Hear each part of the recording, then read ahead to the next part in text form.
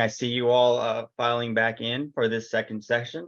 We just want to say welcome back to everyone for the second session of the 2023 Government Public Sector Virtual Conference. Really appreciate you all sticking with us through this session and through the next 2 days as we continue to give you, actionable tips and techniques that hopefully you can take back to your governments, as you move forward. I want to go over again the items before we get started. First, to receive CPE credit, you must answer at least 3 polling questions and attend for the full 50 minutes. CPE certificates will be issued via email within 10 days. If after 10 days it has not been received, please email cbhlearning@cbh.com. A recorded version of this webinar, along with a copy of the slides, will be available in about 1 week. It will be sent out via email as well as posted on our website.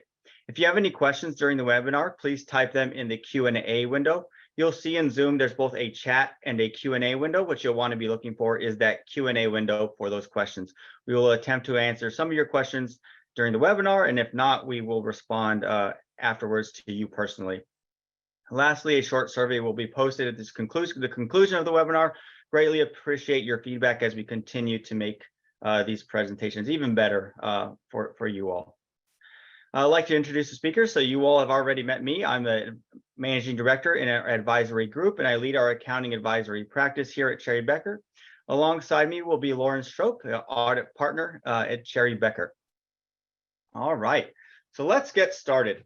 So what are we covering today? I often present different conferences across the country. And I'm always trying to think of, okay, like what is the next thing? What is the next thing that people are going to be caring about? And for a while now, it's been what you all just attended, right? It was GASB 87 leases. It was GASB 96. Very targeted, but very important type of financial items. And so as you're looking out into the future, we have a little bit of a lull with, the next GASB pronouncement that's really going to be hitting you all in the same way, but there's this other topic that's just emerged, and it's emerged in a really big way. Lauren and I were at the AGA professional development training, the national conference in Orlando a couple of weeks ago, and I think there was 6 or 7 sessions on staffing, on government pipeline, on how are we going to get the next generation interested in what we do. And so really any poll that you take, that is the #1 thing on the government accounting and finance people's minds, right? And so why is that? Is because you're facing both current and long-term challenges that are putting a significant strain on the system. You think back 3.5 years ago to that 2 weeks to slow the spread, and you've just been hit with item after item, and you keep hoping that maybe it's going to get better, maybe it's going to settle down. But now I think that we're kind of transitioning into a little bit more of an acceptance that it's not going back to 2019. And so what can we do kind of going forward, given that this is your new normal, to provide you all with opportunities and innovations? And so that's what we're going to be covering over the next 50 minutes. Now, this is the second time I present something like this. The first time I presented was in El Paso at the AGA event there, and the way we broke out that session and how we're breaking it out today is, we would commiserate over those top challenges. Like, what are you all facing? What are the impacts? And then we would look forward to those opportunities. And what we found is that we spent maybe a little bit too much time commiserating over the top challenges. Everybody loves a nice gripe session where we're like, oh, this is terrible. I wish this would be better. But what we want to make sure that we do is, yes, let's accept reality, let's accept where we are, but let's also look forward and give you all some ideas of some actionable tips that you can take. So we'd like to start off with a polling question, and this is actually also came from the AGA PDT conference. And so they asked people, let me click on over. They asked people, 3 of the panelists for one of those staffing pipeline discussions, which movie or show best describes your finance and accounting department? So I thought, let's have a little bit of fun with it as we start today. So here are the options, and I'll give you a little bit more detail related to them. So the first is the Titanic. When you first got on, everything was perfect. You're having the time of your life. But now the ship is sinking. There's music playing in the background, and everyone's fighting for the last raft off of the ship. Number two, Groundhog Day. Every day you wake up and it's the same thing: short staff, turnover, doing more with less. You're telling people things, and then you wake up the next morning and they act like they hadn't heard you. At a certain point, you're just starting to get a sense of resignation that things are not going to change. The third one, Walking Dead. When you show up at work, it feels like you're in the middle of a zombie apocalypse. Everyone is exhausted and roaming around slowly and aimlessly. There's some departments that are walking around with maybe a little bit of ooze dripping out of their mouth. And then the fourth option, NA, everything is perfect. I have no clue what you're talking about. So let's go ahead and open up the polls.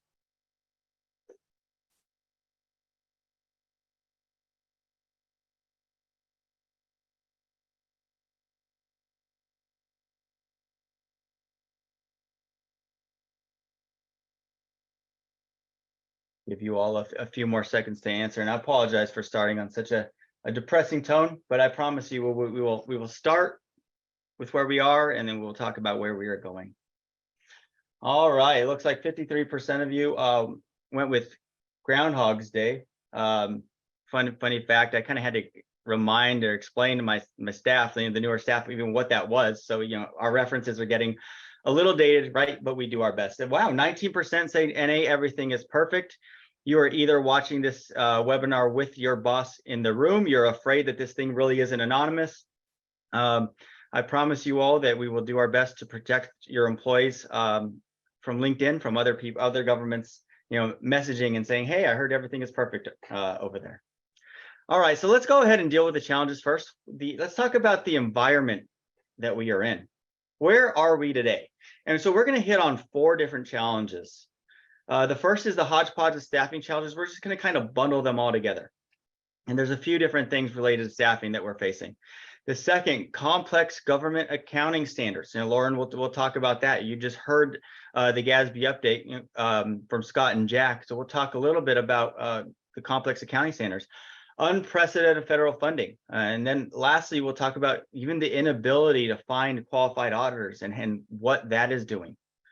So I'll start off with, really the biggest topic in Government Accounting Conference. I told you the AGA PDT, but if you were at the GFOA conference in Portland, you were at the AICP Engage conference in Las Vegas, this is the biggest topic. And so there's governments specifically are facing 3 challenges related to staffing: the inability to fill open positions, an aging workforce, and some inflexibility compared to the private sector. And so the first one we're looking at is the inability to fill open positions.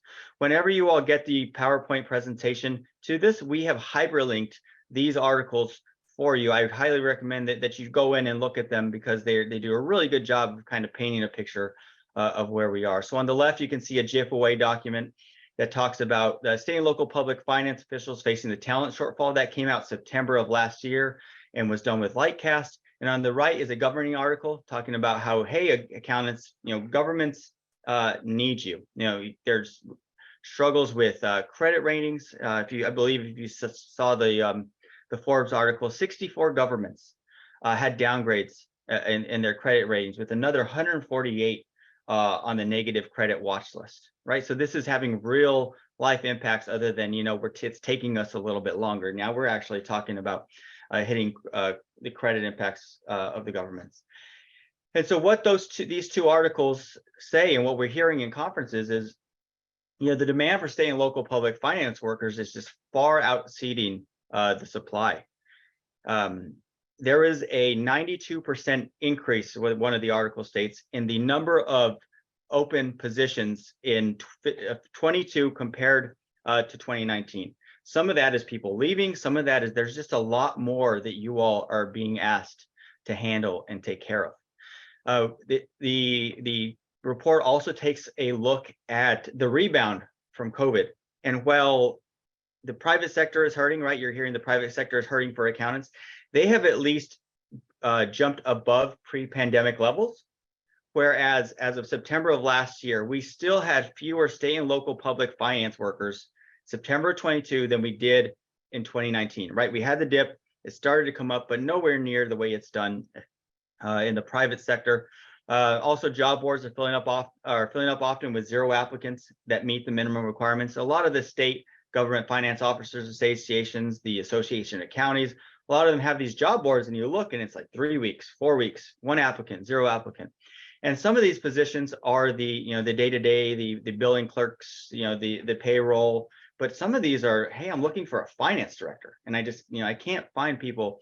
And so this inability to fill open positions is definitely something that is hampering and challenging local governments. Turn it over to Lauren to go ahead and get into polling question 2 and keep rolling there. Hi, folks. So polling question number 2. Has your government experienced turnover and/or do you have open positions? The first choice is we have experienced turnover but have filled those needs. The second is we have experienced turnover and currently have open positions.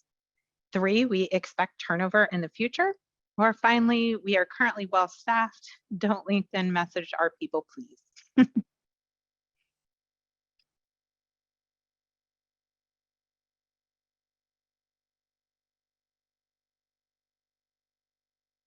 Give it just a little bit more time for everyone to log in responses.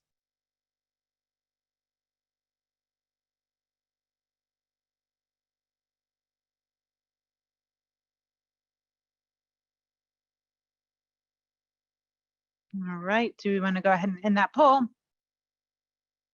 Awesome. So it looks like most of us have experienced turnover and currently have open positions, and that is not surprising at all. So we'll continue going in our slide deck.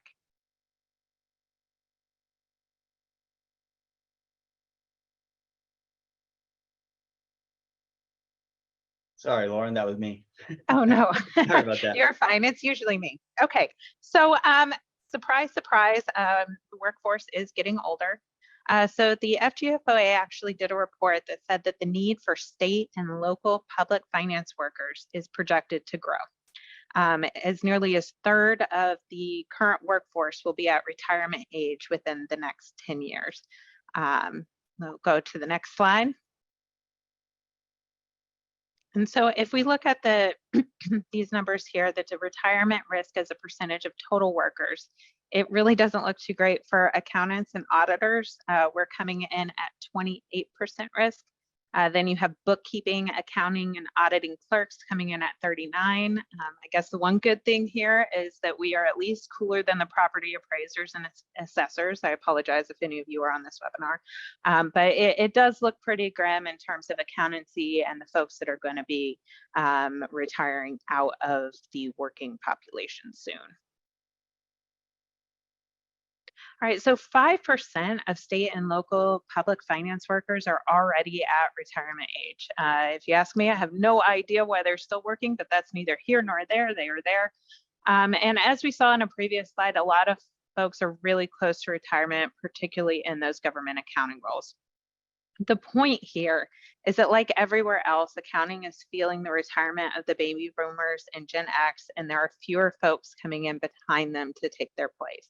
There are a lot of reasons for that, and we'll get into that a bit more later in this discussion. Perfect. Thank you. So I'll get into the next staffing challenge, but just to stay on this slide, I saw someone throw up the celebration. I'm guessing you were one of the ones that was retiring, and we're like, I'm out of here. Congratulations. Yeah, definitely. The one thing that's different here than in the private sector is, in the private sector, we're seeing people just extend their career, right? But in the public sector, a lot of you all have pensions. And so it's just not making financial sense to kind of stay on, even though we do see some people leave, then jump to a different job that has maybe a different retirement system. But there's not the incentive across the broad base of the population to continue to work. I took the other thing to note here, Lauren pointed out the 40%, I think, of property appraisers. I took my son and daughter to school, right? They're starting school tomorrow, and you fill out those little boards of like what I want to be when I grow up. And I promise you, there's not very many kids that are writing property appraiser as the thing that they want to be when they grow up. Funny fact, my daughter, who's going into kindergarten, she said she wanted to be a bunny when she grew up. When we tried to explain to her that you know you're a person, and we said, but you know, well, she has 13 more years of school to maybe change to want to be a property appraiser, I guess. The third challenge is inflexibility compared to the private sector. So that, you know, you're having this supply and demand constraints, and it's really highlighting the inflexibility in government hiring. And one of the panels at AGA, one of the panelists reported that you know, they were really happy with being able to get from the beginning of the process to the end of the process within 30 days.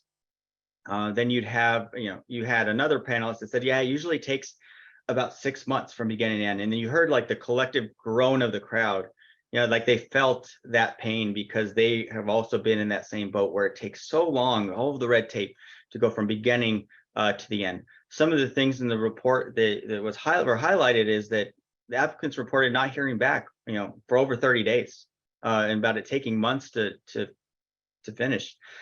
There's also this idea of, you know, fairness, and within all public sector employees, where there's some jobs where you can do from home, right?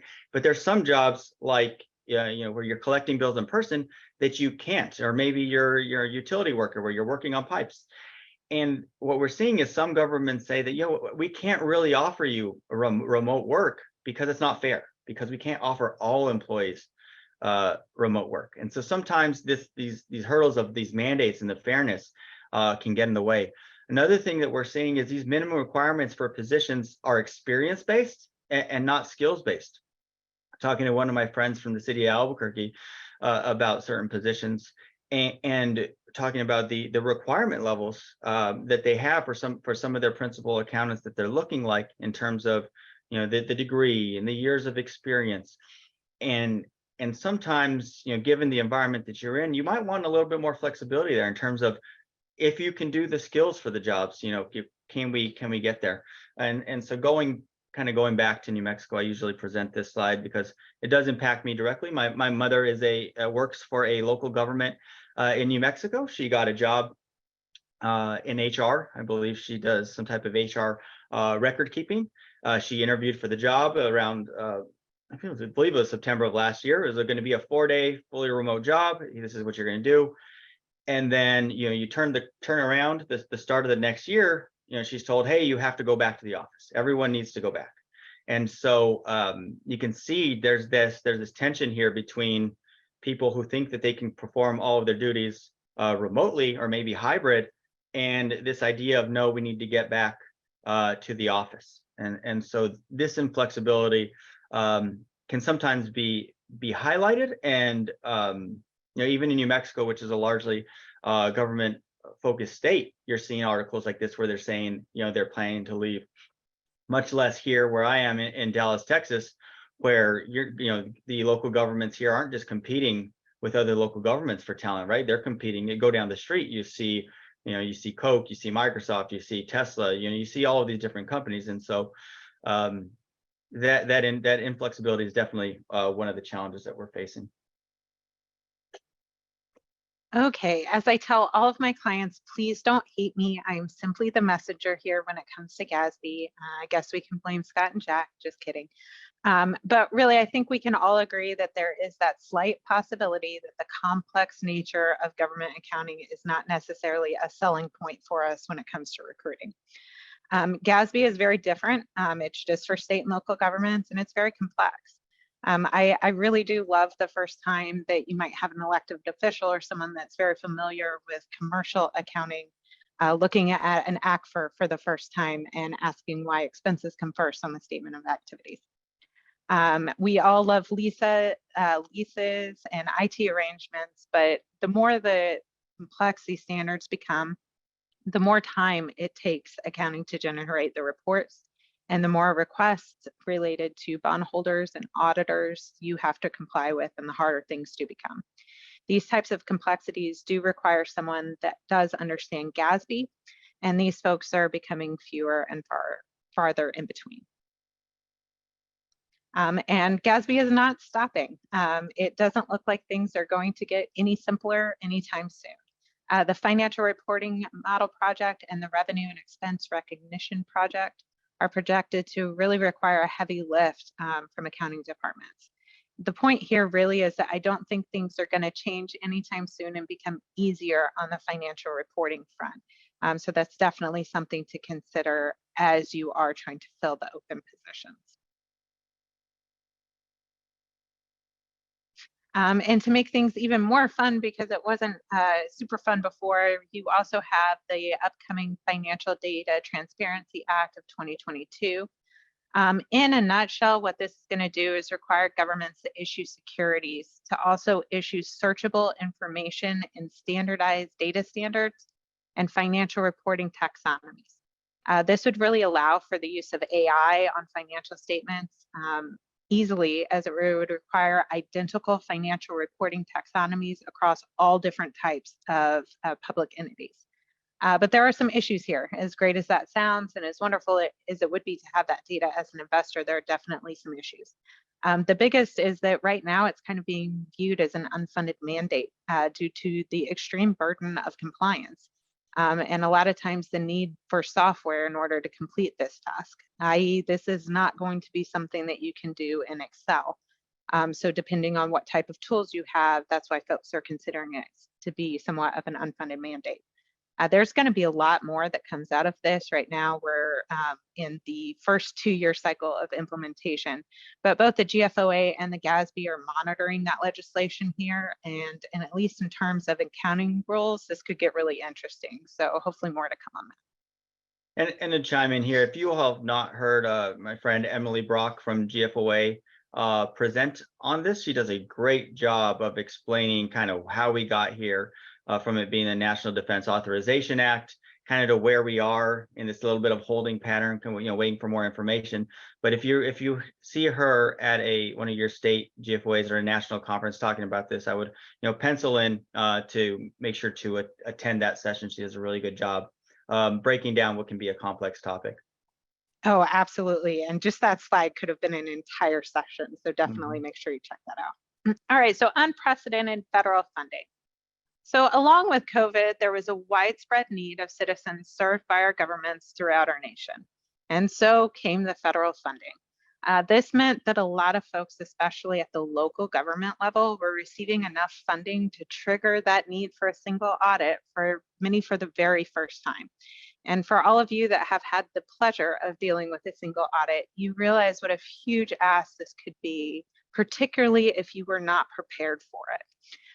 There were a ton of compliance requirements and additional reporting considerations that really did need to be decided on before the spend cycle actually began. But let's be honest, some of the funding that came down didn't necessarily come with the clearest of directions. And so what funding am I talking about? I'm talking about this funding. So this slide shows just how many awards by number, obligation, and outlay there were. And quite a few of these programs were also brand new, such as the PPE program, the coronavirus program, the relief fund, the aviation workers fund. So in a nutshell, you can see how many more single audits there could be and how many more could have been triggered as a result of this. All right, so what's the issue? We have a ton more single audits, but at least the auditors have plenty of folks to meet that demand, right? And that's when I hit you with just a little bit more bad news. Danny said it was going to be bad. I promise it gets better later. So these shortages are everywhere. It is not just governments that are feeling the impacts. And to compound matters, there are quite a few large audit firms that have significantly reduced either the number of government clients served or have completely stopped serving the industry altogether. So in a nutshell, you have fewer workers to get the job done. You have fewer auditing firms that you can work with, and there's really no end insight to this. But don't worry, we wouldn't wrap up the segment with only doom and gloom. I'm going to turn it over to Danny for some ideas to turn things around. Perfect. Thank you so much. So before I switch to the next slide, this So this is Route 50. They do a really good job with articles related to state and local government issues. If you haven't looked at their website, highly recommend you do it. Liz Farmer, who wrote this article, does a great job. And the thing that I think is hilarious that she got this quote from the city finance director. It pained me. I was like, oh no, why did you say that with your name attached? It said, they were talking about why they didn't have the audit done. And they said, we're financially sound. It's just the paperwork. So literally like reducing like the entirety of Lauren's career and obviously most of mine before I switched to advisory to, it's just the paperwork. You know, all of that 4 months that you all spend putting all, you know, wrapping up the financial statements, closing the books. And so a really interesting article. But when I saw that quote, I was like, wow, I have to share this because you know, it's just crazy. All right, so let's turn the page. I told you all when I presented this in El Paso, we broke out into groups and we might have spent maybe 75, 80%, you know, commiserating, you know, like you know, yeah, we're all in the same boat. You know, we all you know, we're all in this together and kind of talking about, you know, the challenges, which is great. But we also want to talk about, okay, what can we do in terms of turning the page to focus on some solutions? You know, what can we do in terms of the environment that we aspire to? And so some of the things that we're going to show you over the next 30 minutes can be handled directly within your accounting and finance function. You know, some of these you'll have to go up to those charged with governance, you know, depending on what position that you are. But just to point out some of the ideas and the recommendations in terms of the tomorrow's solutions. And so we're going to touch on 4 of those here today. The first 2 are looking more, you know, at the hiring side and at the process and the control side. The first one is rethinking hiring, retention, and refresh. And really, those are 3 different pieces within that same bucket of dealing with staffing. Second, we're going to look at catering your branding and marketing to that future pipeline. You know, what can you do to attract that really small bar that you saw on that aging workforce slide and help that to grow. Next, we're going to talk about co-sourcing or outsourcing accounting or grants functions, and really how we've seen momentum and movement in state and local governments, a little bit more of an appetite for that approach. And then lastly, we'll conclude with utilizing some technological advances, you know, talking a little bit about ERP system, artificial intelligence, just kind of dipping our toe in, you know, to like what is out there related to those. So with that, I'll turn it over to Lauren to go ahead and start. Sure. So we know there are not a ton of folks coming in, and we really have to be competitive in order to get the people that we want. So I think the first step, we need to acknowledge that the current postings may not be attracting the folks that we want. So we really want to refresh them to be more skills-based and less prescriptive.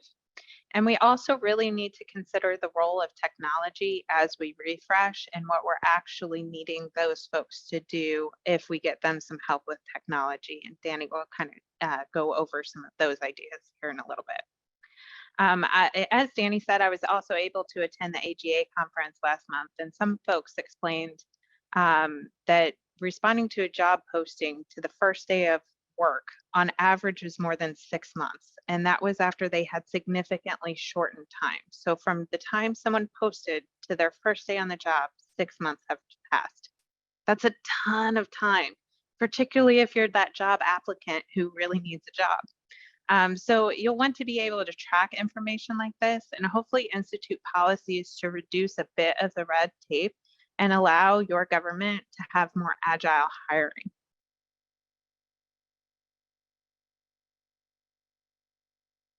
All right, so a survey done by the FGOA showed that many non-managers felt that there was really no career path for them. So let's help make that for them. You want to allow for skills-based training that aligns with what an employee wants to do with the needs of the government. You could try compensation models that reward longevity and actively recruit from adjacent talent pools. You can actually use each other. So for instance, maybe you have an amazing accountant two that is ready for that accountant one position, but you just don't have it.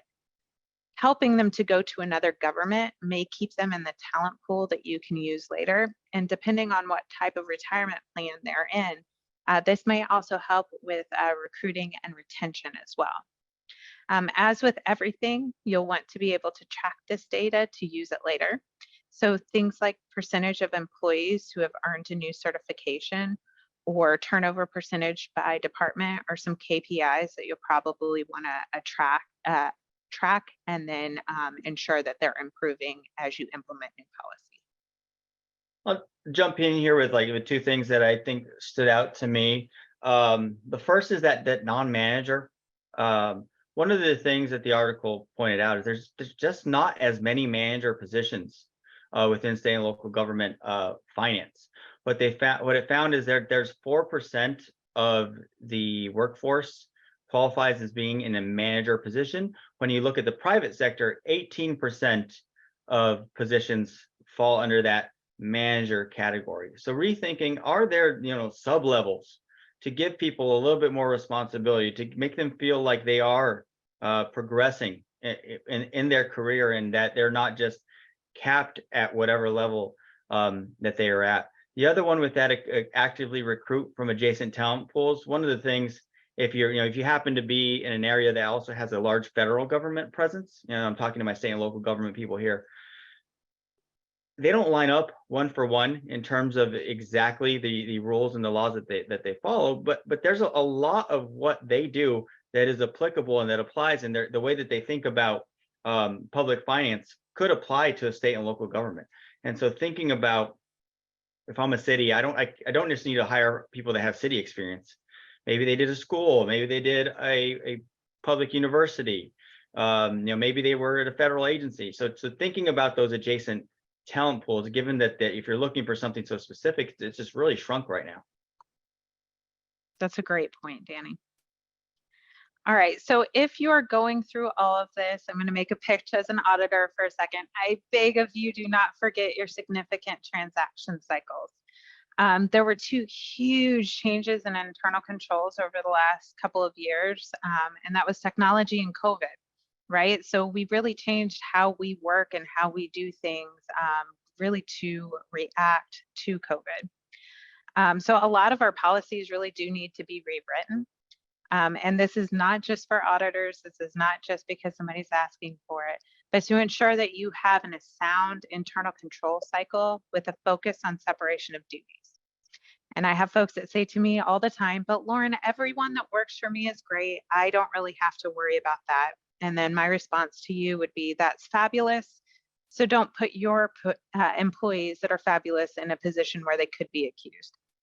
So however you look at it, it's best for your department and for your citizens to have sound controls, really regardless of who is performing them. So make sure that you're going back through that and saying, along with COVID and technology, what were the changes to that internal control cycle? And really, who are the folks and what functions do we need to them to perform when we go out to hire? One of the things that I like that we do on the advisory side, when we're looking, where we obviously get in and we're doing some of the accounting work, some of the accounting financial reporting, but we're also always looking at best practices. And one of the things we really like to do is to see how things have changed from 2019 to now. And sometimes we have government saying, well, we have this gap in this position, we need to fill it because we need this control within our process.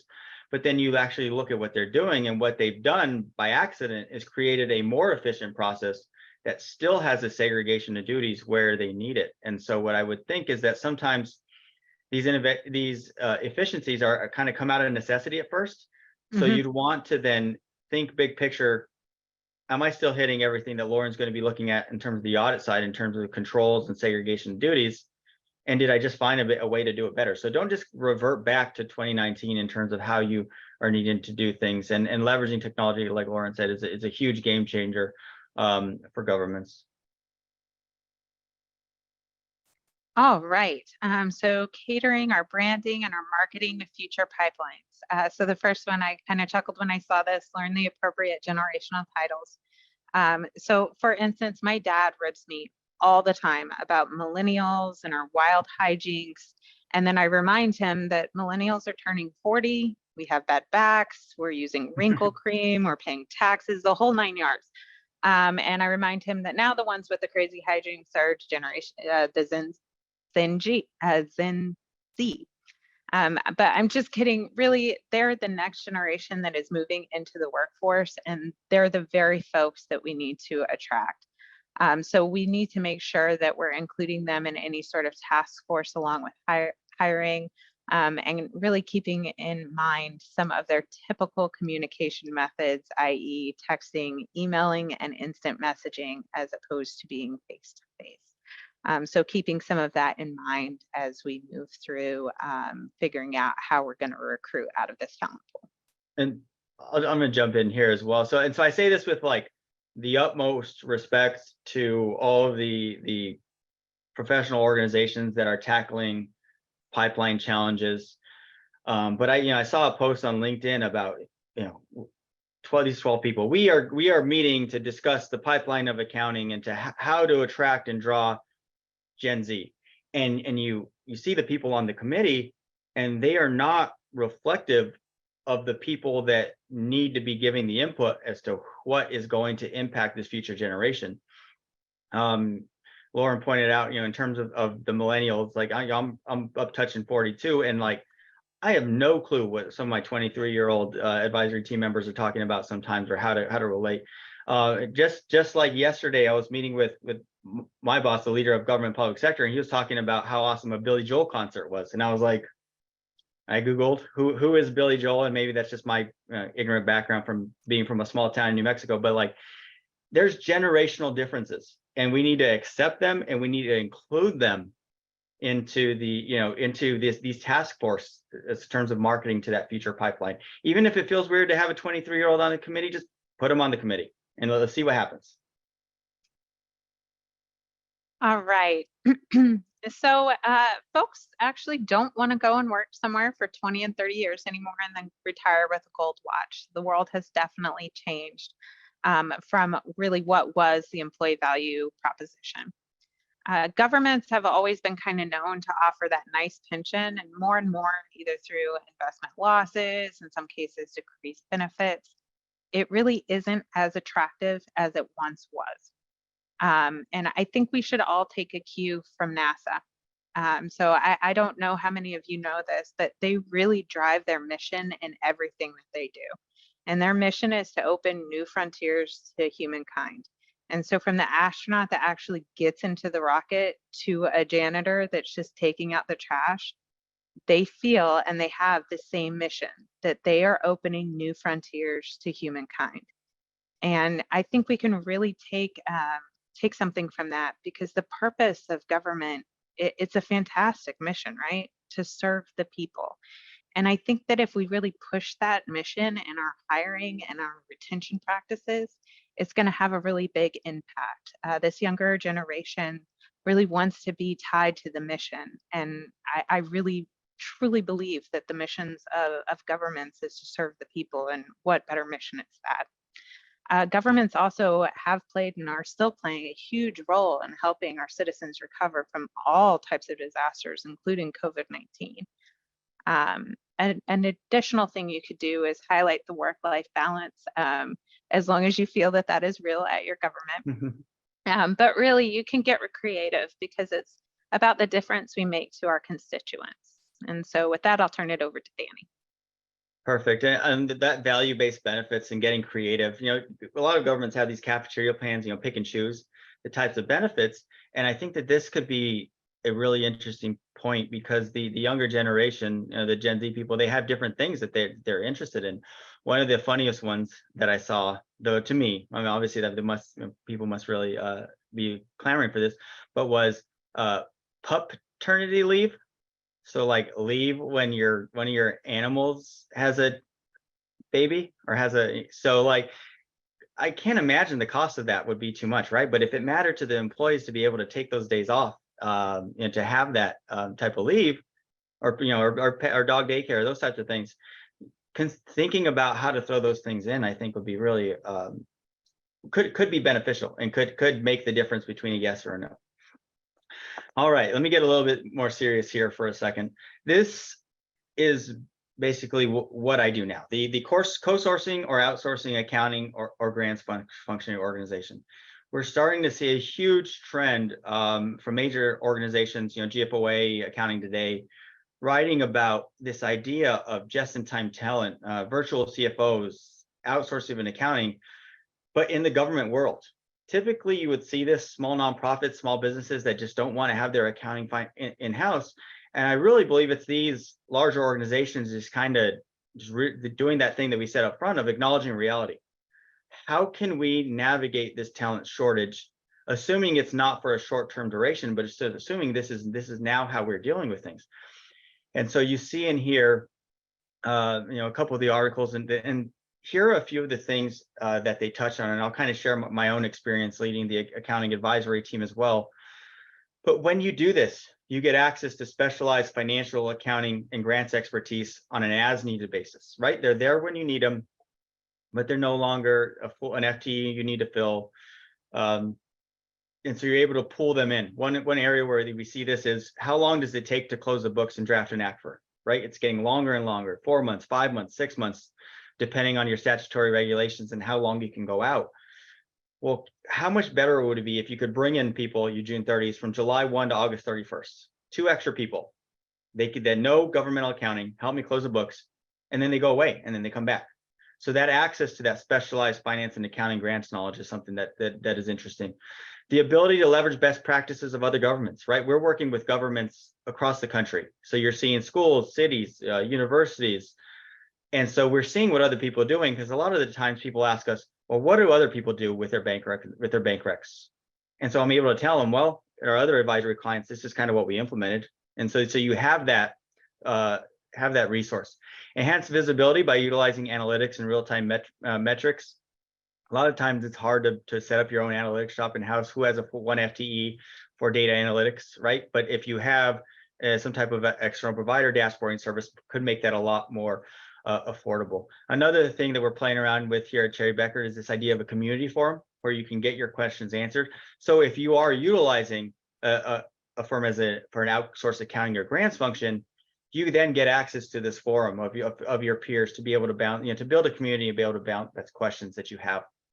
Why to do it from a cost? It's cost effective when compared to full-time FTEs.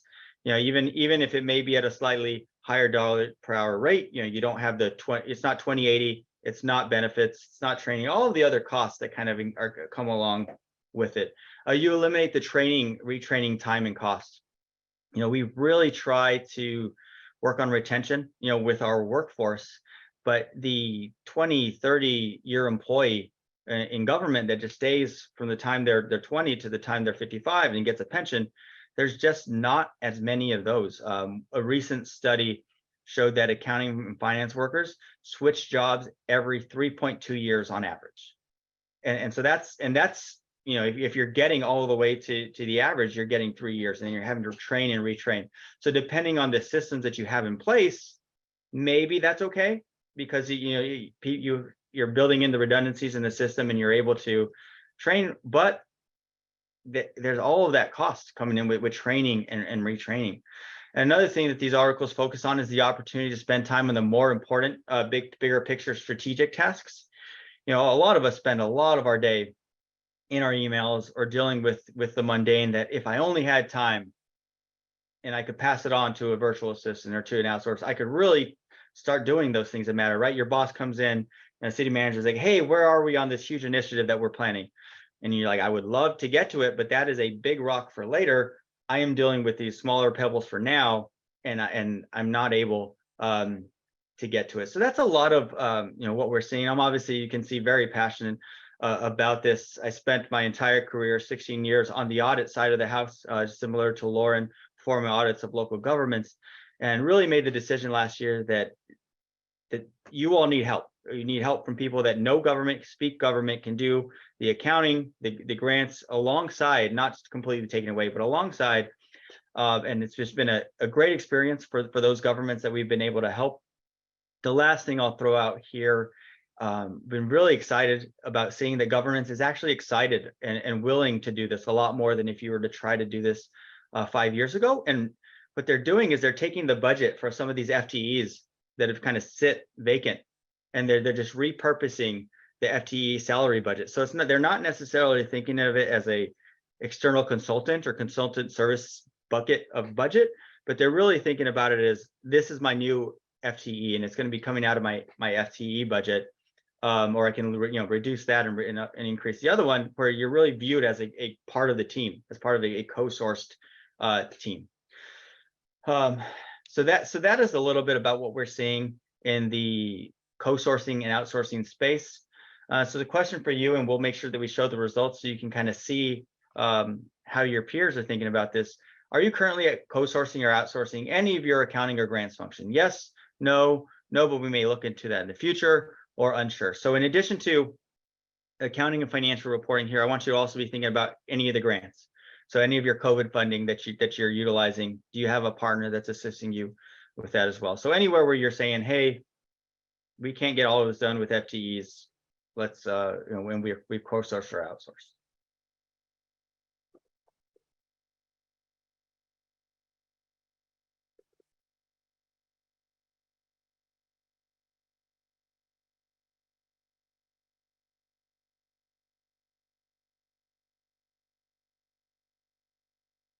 A few more seconds.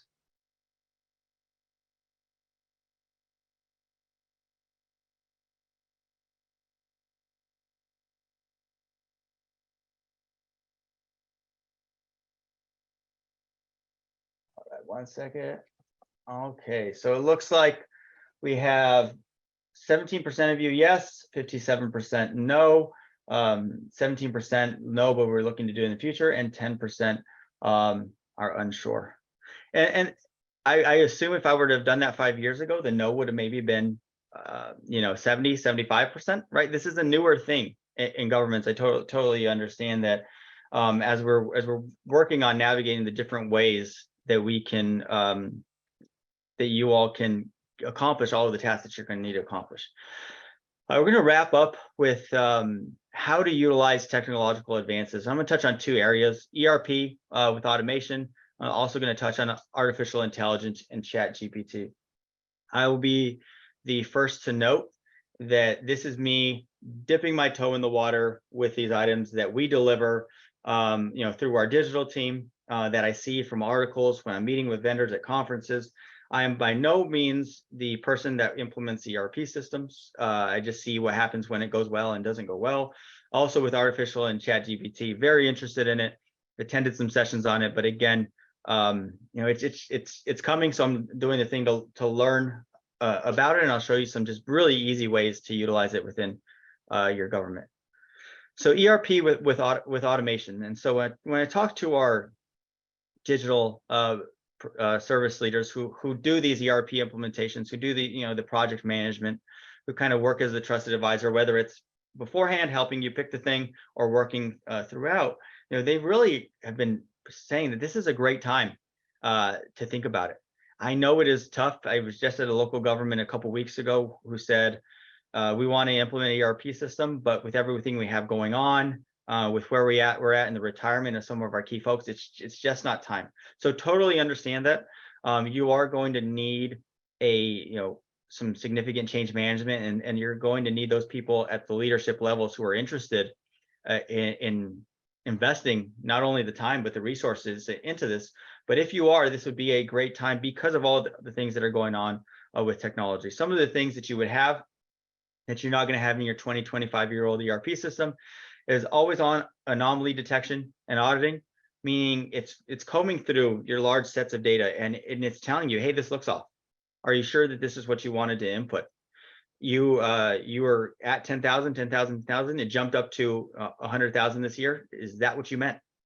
Machine learning guidance. So it's looking at how you're utilizing the ERP systems, and it's learning from that, and it's giving you suggestions as to how to utilize the system better.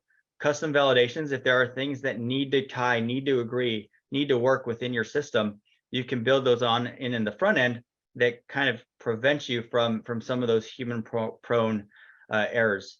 Data integration and monitoring. This is a big one in terms of getting the data, different sources all across your organization, and compiling them and putting them into dashboards. I'm not sure if you all play with the apps on your phone, right? We randomly get updates every now and then.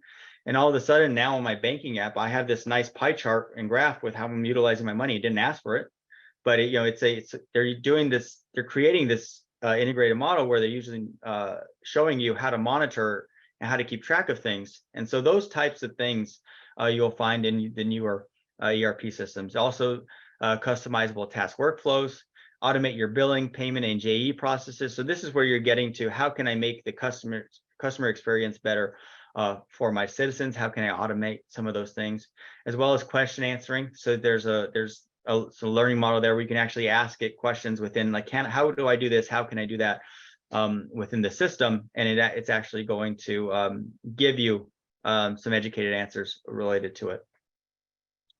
So AI and ChatGPT, highly recommend you all finding and I'm thinking about maybe having us roll one out in the fall, a full 50-minute AI bot, RPA, ChatGPT type of training, but to talk about how you can utilize it in accounting and finance. Some of the key areas where you're seeing this: data entry, real-time data processing, intelligent financial analysis, enhancing security and compliance, scalability and cost efficiency, and template and form writing. I'll show you a little bit about the template and form writing here in a minute, but there just really are so many opportunities and so many applications. That's really where your chief information technology officers are going to be extremely important to help you weed through the different things that work with your government. For example, I was talking to one a couple of days ago, and they were working with a software vendor who would be able to identify whenever they had an event. So they had an event for, it was a tourism board or something like that. They host a festival. They're able to see who was coming into their city, who was leaving their city. They could see their demographics. Somehow it was tagged to their phone data. So they could see the demographics of the people coming, how much they were spending, where they were going. So it would help, one, with traffic safety, figuring out the routes that people are entering and exiting the city, but as well as seeing which demographic to target to make that thing more profitable from an economic development side. So that's just, the types of things that are out there. And so I'll show you a couple examples kind of as we wrap up. First one, this is called Sheet Plus. First thing, you see that note at the bottom, not affiliated with or endorsing this product, just showing you it as an example. It's an AI formula generator. You can see up here in the top right, you're asking it, I need a table for B3 to C7 that shows the grading regions for the students in this column. And it says, okay, that's what you want. Here's your VLOOKUP formula in order to do this. The expert level says if the first word in A3 begins with expense, output the third word onwards. And so it comes up with, okay, here's the formula that you need. ChatGPT can do this to varying levels of sophistication. This is like an add-on attachment software company that's saying, hey, we know that the people that are coming in may not have as sharp of Excel skills as you have across the board. Here's something where you can tell it in natural language, this is what I want, and it'll give you the output format. Not sure if any of you all have seen the advertisements for Microsoft Copilot that are starting to come out, but that is definitely going to be a game changer. Really excited to learn more about that. But helping you with making fancier PowerPoints, Excel, Outlook, all those types of things where you're typing it in natural language and you're using it as a virtual assistant. So even beyond this, I think it's coming to Excel as itself here soon. ChatGPT, you all have heard it. Heard about it. It's a large language model. It can perform quite a few tasks, for example, such as writing emails or memos, generating programming code, performing research, among many others. Really quick examples of how you can utilize it to create efficiencies. Here I said, hey, we're increasing the water fee, 25 cents per 1,000 gallons. I need you to write a letter to constituents saying that it's gone up because we need to help pay for our employees' market rate. We greatly appreciate them. And this is going to be on an agenda item on the city council meeting Tuesday night. So write me a letter that says this thing. Wait a few seconds. I would have done it live if there wasn't so many on you and would be afraid. But here it is. City's letterhead. Dear valued city constituents, notice of water fee increase. It goes through and it says over the past few years, we've had increasing costs. To deal with this, we're raising it as of this date.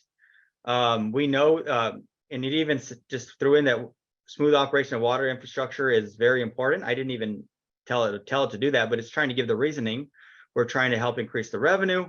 We greatly appreciate your understanding. You can come to us at the next city council meeting. This took 3 seconds. I wrote that paragraph. It gave us this in 3 seconds. You can take that, craft it for your own, change the language where you want to change it, but definitely something you can do there. Second example, we just talked to you about the need for a new ERP system. Well, man, I don't want to have to write a letter saying why an ERP system is bad and why I need a new one. Let's see what GTP can write. So here we said, write a letter as the Director of Finance to the County Commission, explain why it's important that our county budget for a new ERP system. Make clear the potential risks and costs of operating with a 20-year-old system. Again, I didn't tell what the risks are, didn't tell what the costs are. So here you can see it wrote, County Commission, urgent need for a new ERP system. As a director, my job is to make sure that crucial financial matters are address crucial financial matters, efficiency, long-term viability of operations. We've been operating with something that's old, that was cutting edge at the time. Here on the right side, here are 5 potential risks related to it: security and efficiencies, those types of things. Oh, and by the way, with the new one, here are 5 things that will make us better. We understand that it's important for you to weigh the risks and the costs. We strongly recommend that you allocate the budget. We're happy to provide additional information. Thank you so much. Again, 3 seconds. It's a shell. Helps you to then craft it to your specific use case. But it's out there. It's available. This is, again, a zillion things we can do. Full hours trainings on this thing definitely needed, but just to give you a dip in the toe. So with that, we'll ask your polling question 4, and again, we'll share the results with the group. Are you planning on implementing a new ERP system? The other thing to note when you're implementing the new ERP system, make sure you include in that budget, 10% for a project manager to work alongside you. Unfortunately, a lot of our accounting projects where we are asked to come in to save an urgent need, a decent amount of them are tied to an ERP system gone badly. And so before you turn the thing on, one, make sure it all works, work with people alongside the entire process, because once you turn the thing on and you're not sure if the data carried over, you're bringing in people like us, and it's obviously a lot more costly on the back end when you do something like that.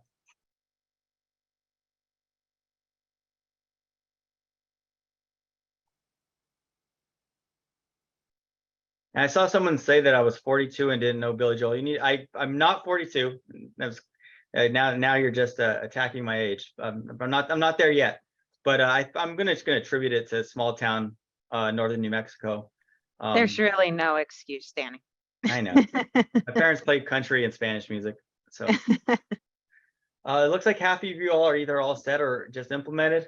19% are planning on implementing, and it's higher than we've normally seen. I think it's because it's a good time because of all the technology that's coming out. People are finally seeing, okay, this is going to make an incremental difference. All right, I see that we're pushing up on time. Last thing to point out, this is what we do. This is what I do every day. The GASB as a service. I'm hoping, yep, it's there in the chat.